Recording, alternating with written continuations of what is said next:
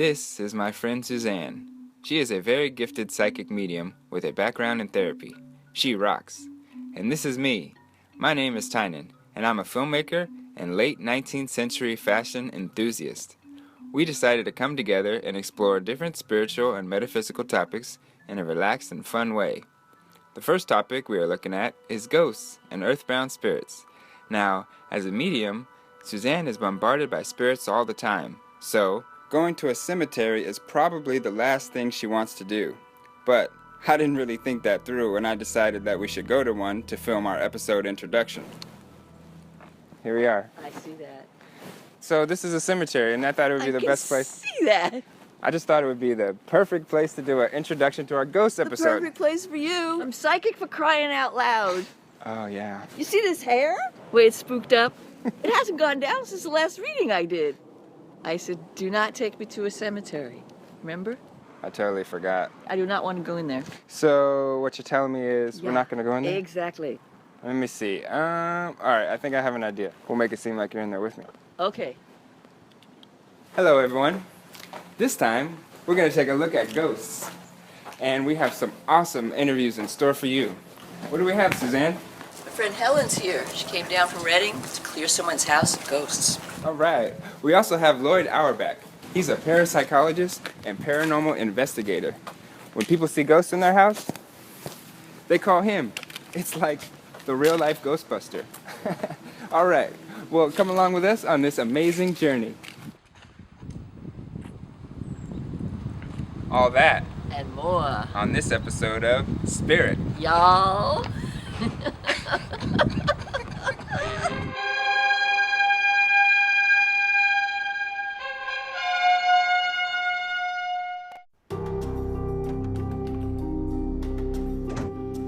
I'm Professor Loyd Auerbach, parapsychologist. A Bay Area Ghostbuster who's become an expert in tracking the paranormal. The director of the Office of Paranormal Investigations has some info that may get skeptics into the spirit. Please welcome parapsychologist Loyd Auerbach. Welcome, Loyd. Thank you. When people feel that they're experiencing a haunting or the presence of a ghost, they call Loyd. He uses many techniques in his 30-plus years of experience to figure out what's really going on. What I respect about him is that he always looks for logical explanations before making any conclusions. I had a family here in Martinez a number of years ago who reported all sorts of things going on. You know, they're getting headaches and dizziness in one spot. The spot felt bad in their house. There were balls of fire that were appearing in their house. There were noxious odors floating around the house. There were all these different things going on that, you know, if you gave their summary of what was going on to a TV show, one of the ghost hunting shows, they would immediately say there was a demon in the house. Mm-hmm. They contacted psych department at Stanford, they contacted folks at UC Berkeley, they contacted the skeptics. They were told in every single instance, all four of them are having these experiences, right? They're told in every instance that they're crazy. Mm-hmm. They finally called the Martinez Police Department, who referred them to me. I love it. I went in there and it was a complete environmental nightmare. It had nothing to do with anything psychic. The house was slightly off its foundations. They were leasing the house. There were fumes from the landfill on the other side of the hill. There was static electricity because it was dry air and they were directly under power lines. Oh, wow. So static was causing the methane gas to catch on fire. I mean, there was a low frequency hum from the power line, so they were getting headaches and even seeing shadows out of the corners of their eyes. So of the ones that surpassed all the normal explanations and were close enough to what you consider apparitions, hauntings, can you explain some of the more intense ones? They're never intense like in movies. Right. You know, they're intense perhaps for people who have not had that experience. Hauntings, for example, which are more place-centered, sometimes object-centered. Weird Amityville. Amityville was a hoax. Yeah. Except I never saw it because I can't watch it was that a kind hoax. of stuff. Except for there had been a mass murder there, and it's likely that this was a haunted house in the sense that the emotion of the people felt, kind of the craziness that Ronald DeFeo had, stayed in the house. You know, we all in the field. We can all feel Right. energy and Of feel course. emotion, and sometimes the event itself can be recorded into the environment somehow, and some people are sensitive enough to kind of play it back So inside like a their loop. heads, like a loop. Yeah. Wow. It's essentially what we call place memory. The place has held memory of past events, usually very emotional events, negative or positive. We've actually had positive ones reported to us, not just the negative, murders and things like that. But the reason why people typically experience mostly those kinds of things, or those get reported, is because they're kind of louder. Yeah. You know, they're bigger events. There are plenty of haunted places where people hear pots and pans rattling. They hear footsteps, just of people pacing up and down the hallway. They see figures, and all they're seeing or all they're experiencing is what actually happened in their house. I just had a question. You were interviewed by David Letterman and Oprah and Larry King. Uh-huh. So I'm curious as to who was the more open, if you can say. Letterman, as it turned out, was really open to this Oh, stuff. surprising. He told the head writer to call me because he saw me on sightings. Wow. So obviously he had some interest in that. Although in the segment you could never tell. Oh, okay. Yeah. Because It he was cracks off camera. jokes. It was all jokes, It the was whole all thing. about It jokes. was just making fun of everything at that point. Now we're inside the ghost house. Look at this. Hey, Suze, how are you? Good. Thanks for coming down from Reading. You came all the way down to the Bay Area I did. just I to did. do a house clearing. That's correct. My house is a mess. You can come clean it anytime you want to. No, thank you. Yeah, so I came down to talk with this young couple and to do a house clearing. To me, what a house clearing is, it's someone has picked up on some kind of energy within the home that is disturbing to them.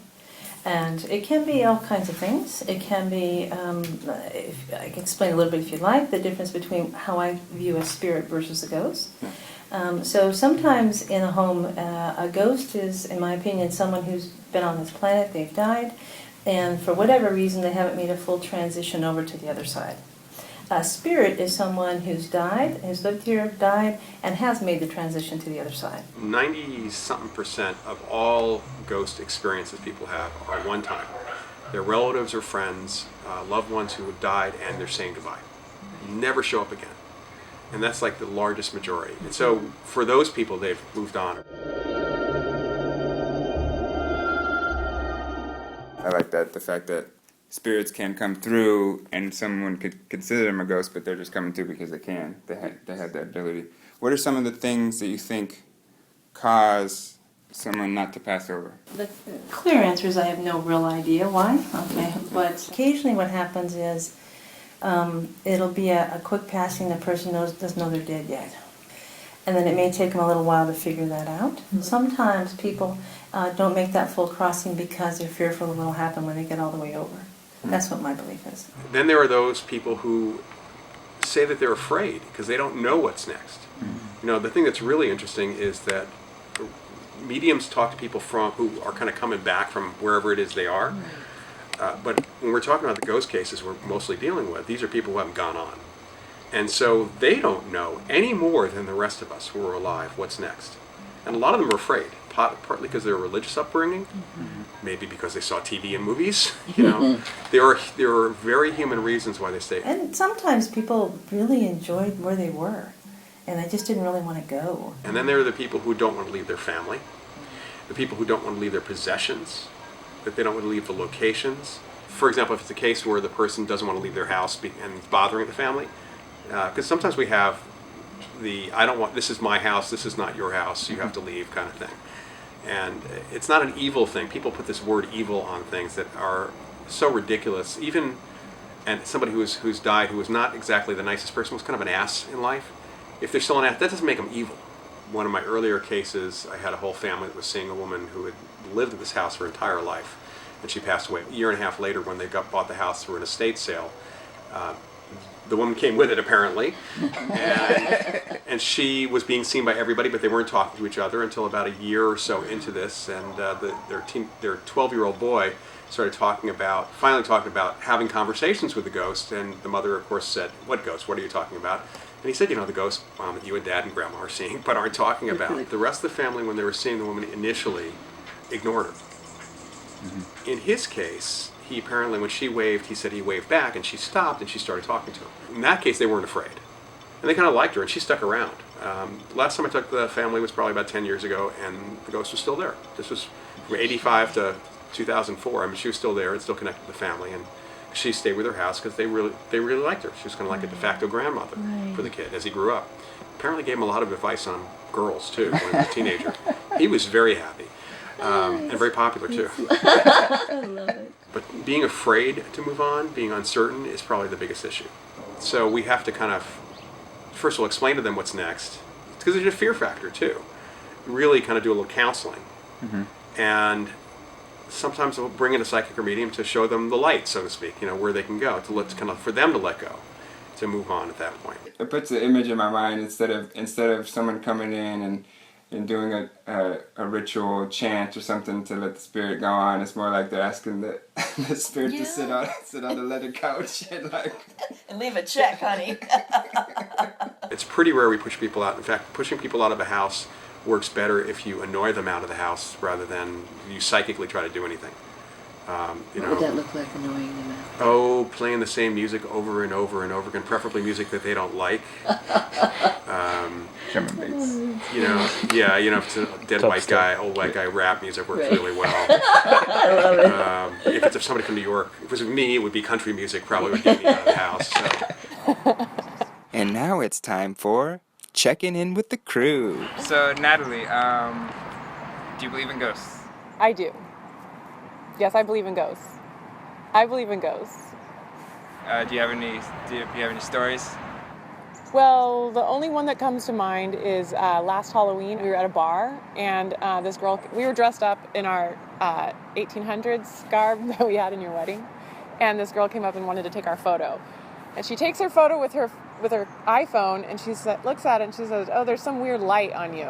So she takes the photo again. She's like, "Oh, hold on a sec." She takes it a third time. This light was just on me. It was like a huge white circular light, and then but it was like moving a little bit. And so I said, "Oh my God!" We all looked at the photo. We were all kind of thinking the same thing. We were all freaked out. And she took it one more time, and then it was down here. So it had like moved off of me in the series of photos. And she was really freaked out, and she just left. And I said, "Wait, I want those photos." I never got the photos. But I'm convinced it was some sort of orb. Wow. So if a ghost came along, would you be scared? Oh, yeah. No, I'd be excited. Would you try to talk to him? Yes. Well, I don't know if I would verbalize it. I probably would just sit there and look. I don't know what I would do. But you're open. I would totally be open, yeah. In fact, after that orb thing, so she said, yeah, sometimes you can capture them because of the light from the camera or whatever, the flash. So I go home and I took my cell phone. I'm like taking a ton of photos of myself in the room trying to find more orbs. I had like tons of them, but nothing happened. Put the dress on again. Take some shots. See if it has to do with the dress. Yeah. Maybe it opened the door to a being from that era. Yeah, maybe. Or she just wanted a drink, or hey. Has there been any newer cases where, while you're investigating, you have witnessed or experienced? I've certainly experienced a lot of things over the years, and I kind of pick up very often. I usually keep it very close to myself, close to the vest, when I'm feeling like there's some presence or something there, or just something going on, because I'm the one collecting all the data, and I don't want to include my own data except as personal confirmation. But probably the place where I've had the most experiences has been, in terms of ghostly experience, the Moss Beach Distillery restaurant down on the coast is the place that I've had the most experiences. This is a place where people come for the food, but also for the spirits. Who is this mysterious blue lady? The legend has it that she lived here about 70 years ago during Prohibition, and that she would meet with her secret lover on this beach below. The legend also says she died a violent death, and until this day, her ghost returns to look for her lover. A very friendly woman who liked to wear blue dresses. Oh yes, there's actually several. In a blue dress? She used to be in a blue dress. She hasn't worn a blue dress probably since the early 1990s, when she got fashion advice from a Japanese psychic. Seriously? Yeah. I love it. That is we were shooting something for Japanese TV, and it was a very, very silly thing. But the psychic is having a communication with her, and pulls out a fashion magazine, starts flipping through, and within a month, I'm hearing from the manager and other people that there's a different ghost there. I said, "What are you talking about?" I said, "Well, there's a ghost in a black cocktail dress."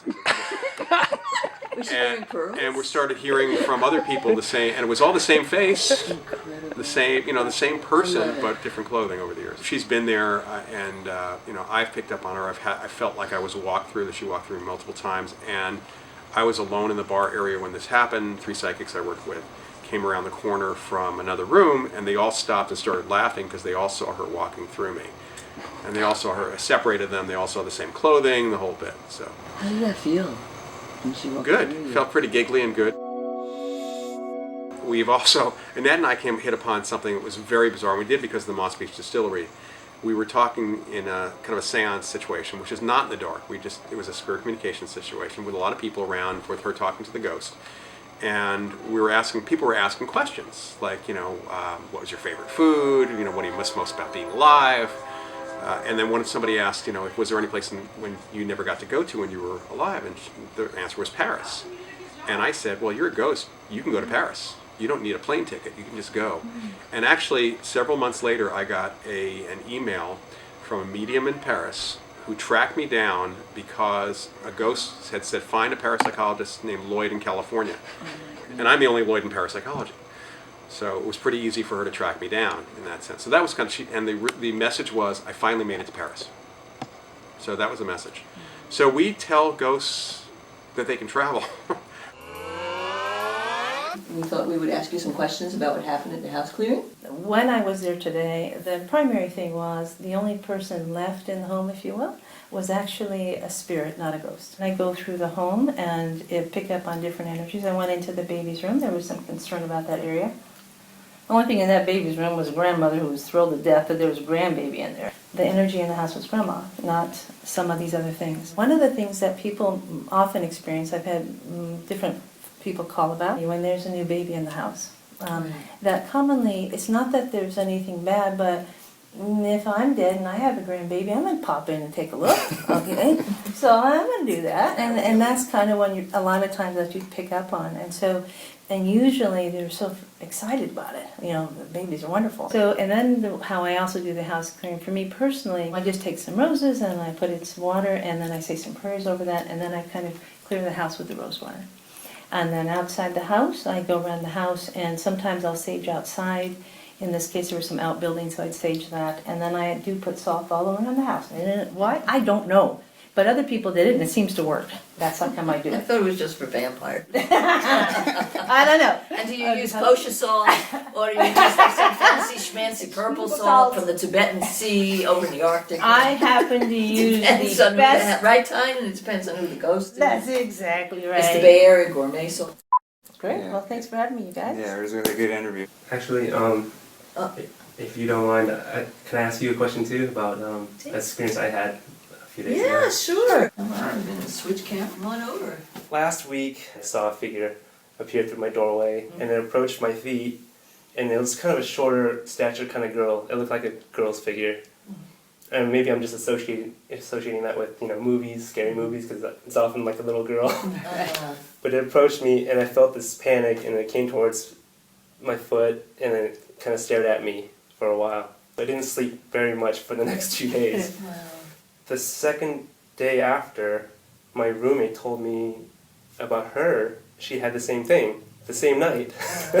She saw a blob on the ceiling, and she's on the floor above me, and she saw a blob, and it was giving her like this malicious, like terrorizing feeling, like it was approaching her. Right. So both of our experiences from that thing was about the same, and she was equally terrified. Me and her were exactly the same. We know that there is the possibility of the paranormal or spirits. Right.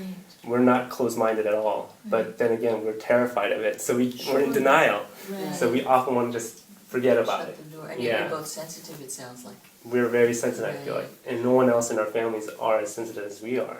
What are your thoughts about this? What we have happening here, from my perspective, is y'all have got the energy movement. We've talked about it. Both of you guys are pretty sensitive, and neither one of you probably have a friggin' clue on how to close down. I could be wrong, but it's just a guess, okay? So one of the things that I would do from a practical perspective, and you're a lucky man, I happen to bring a tape just for you, because I've had a lot of people that had the same issue that you're having. So what I've done is I made a little CD, it's 10 minutes long really, and what it does is it helps you figure out how to close down. So, and I would absolutely do it before you go to bed, okay? And you might give her a copy of it too, so she could do it as well. Okay. What happens, I think, is that people that are a bit more sensitive, they have it's like they have the door open, okay? And the chakras, they don't close them down. And when you don't close them down, it's a little bit like, that old commercial, we'll leave the light on for you, Motel 6 or whatever. You're leaving the light on for folks, okay? And what we want to do is turn the light off. Helen gave me a CD on how to close down my chakras and just kind of get grounded. I tried that a couple nights and actually I felt better, like I was doing something proactive about it. And I burned sage in my room too, and like, so yeah. Are you sort of skeptical even though it's working?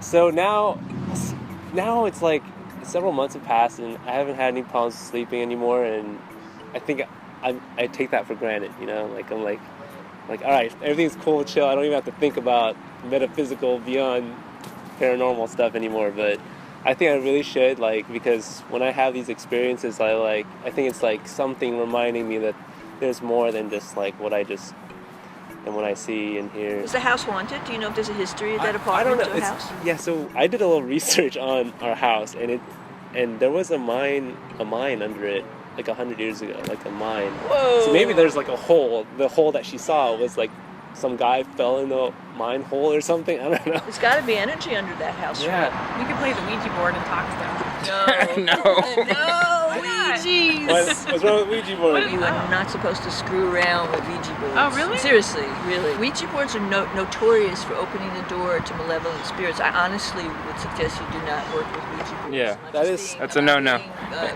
Playing. It could be a cool thing for us to do for the show, but no. We're not gonna do it. So there is a belief that there are evil spirits, you know, and I don't go into that when I read because I just don't. I mean, I work in the light. I make a prayer before my client comes that the information will be for his or her highest good.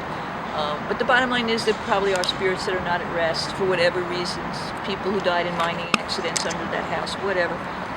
You know. Maybe some of them just want to have fun, you know? Yeah, right? and for fun for like them, I feel fun for us, right? Yeah, because the Ouija board is like, it's like people trying to like have fun with spirits. So the spirits are going to kind of like, hey, stop messing with us. We're going to mess with you.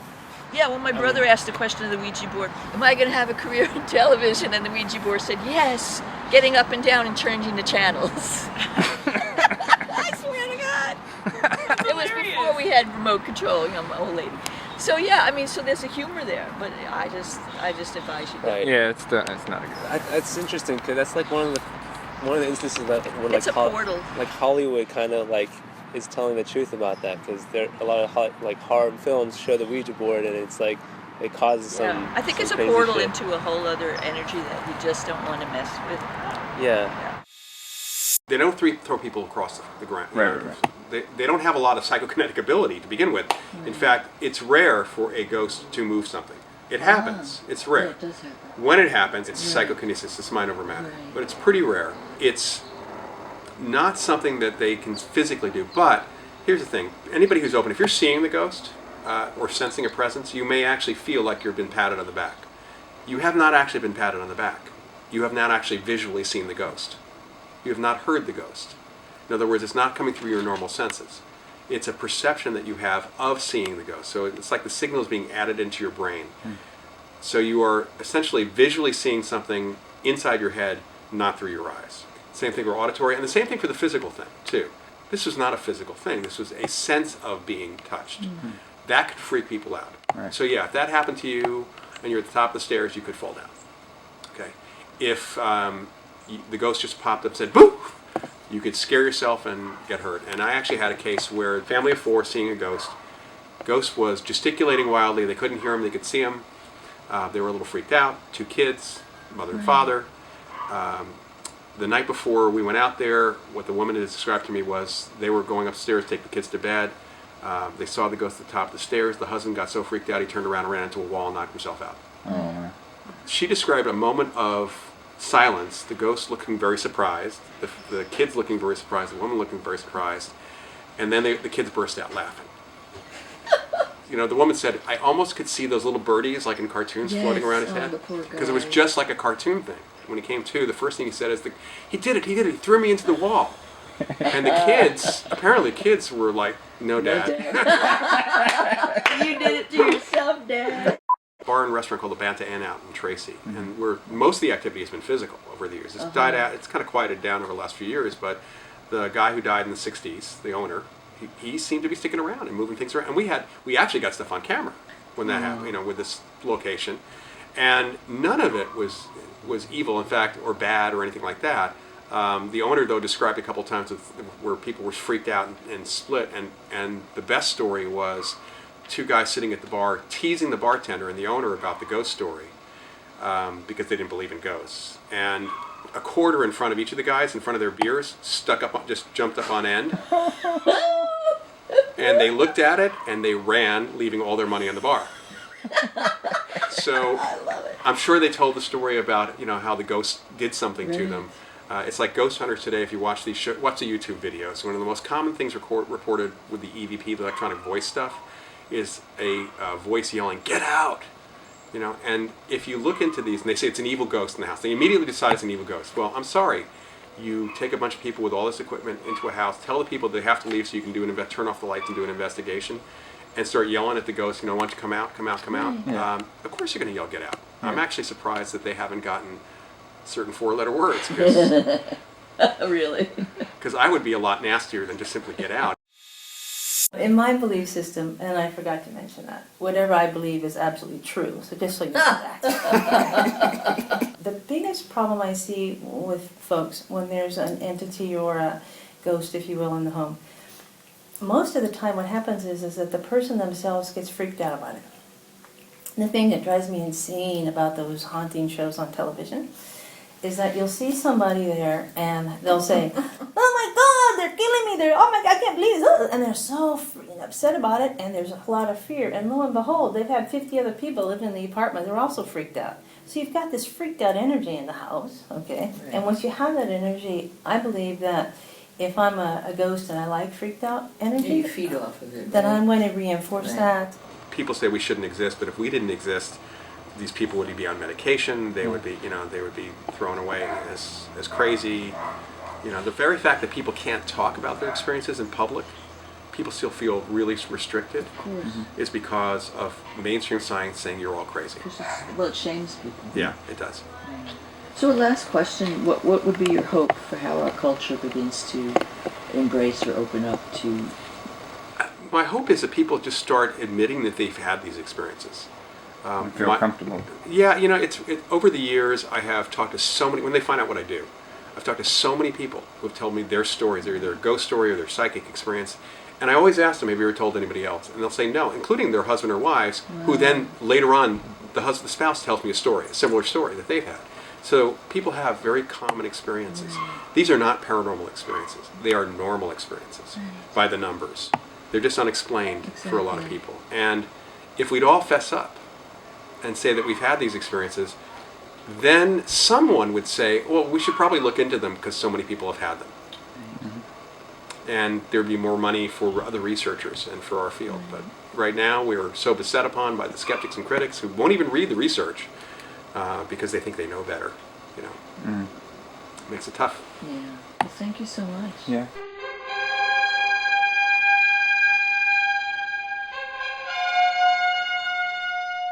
I don't believe in a guy sitting up there, looking down on us, but I think there is something to us and our connection to the universe. And usually when people ask me my religion, I tell them I'm a Jedi.